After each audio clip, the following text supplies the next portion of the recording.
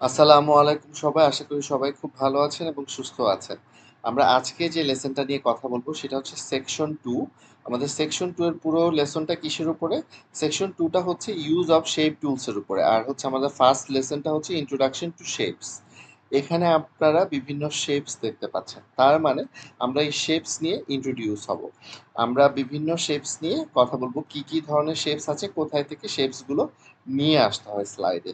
So আমরা যদি নতুন একটা স্লাইড ওপেন করতে যাই, আমরা দুইভাবে ওপেন করতে পারি। এখানে ডান বাটনে যদি আমি ক্লিক করি আমার মাউসের, তাহলে এইখানে দেখেন নিউ স্লাইডের একটা অপশন আছে। এখানে যদি ক্লিক করি একটা নিউ স্লাইড চলে আসবে।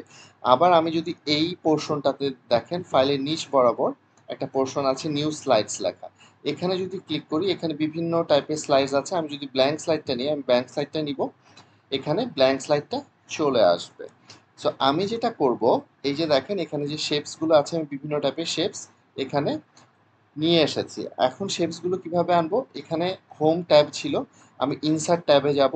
ইনসার্ট ট্যাবে যাওয়ার পরে এখানে দেখেন শেপস অপশন আছে। হ্যাঁ, শেপস অপশনে গেলাম। তারপর হচ্ছে এখানে প্রথমে যেটা আসবে রিসেন্টলি ইউজ শেপস। আপনারা রিসেন্টলি যে শেপগুলো ইউজ করবেন সেগুলো দেখাবে। তারপরে লাইন্স, রেক্টেঙ্গেলস, বেসিক,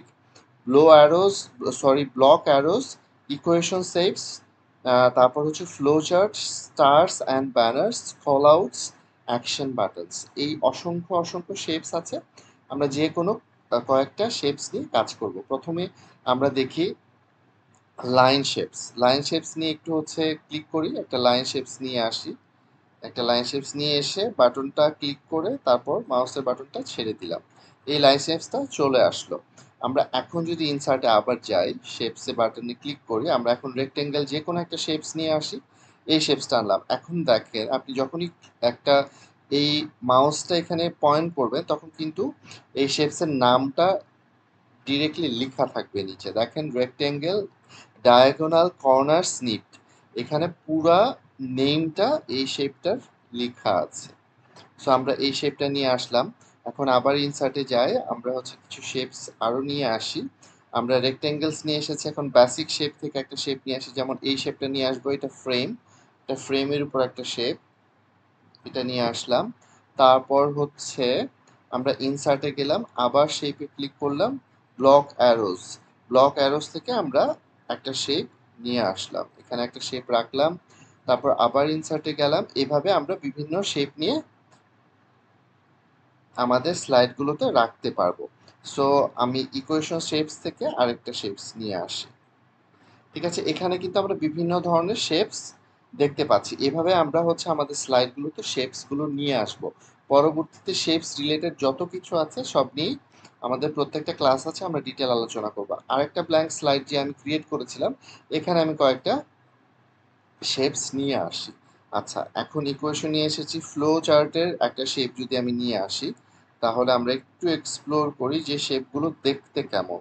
আমরা যখন হচ্ছে প্রথম প্রথম যখন শিখবো তখন একটু এক্সপ্লোর করলে আমাদের জন্য পরবর্তীতে কাজ করতে অনেক ইজি হয়ে যাবে। সো এখন স্টার্স অ্যান্ড ব্যানার্স এখান থেকে একটা নিয়ে আসি। যেমন এটা নিয়ে আসলাম, এটা একটা স্টার, এটা নিয়ে আসলাম। সো এইরকম অসংখ্য শেপ নিয়ে আপনারা কাজ করতে পারেন এবং পরবর্তী লেসনগুলোতে আমরা শেপ রিলেটেড বিস্তারিত একদম হাতে কলমে শিখবো। শেপগুলো কিভাবে কাজ করতে হয়, কিভাবে কালার করতে হয়, কিভাবে চেঞ্জ করতে হয়। অসংখ্য অসংখ্য শেপসের জিনিস আছে এবং শেপস টুলটা পাওয়ার পয়েন্টে কাজ করার জন্য, স্লাইড বানানোর জন্য, তারপর প্রেজেন্টেশন বানানোর জন্য খুব গুরুত্বপূর্ণ একটা টুল। সো শেপস টুল নিয়ে আমরা সব কিছু শিখবো। পরবর্তী লেসনে যাওয়ার আগে সবাই খুব ভালো থাকবেন, সুস্থ থাকবেন। আসসালামু আলাইকুম।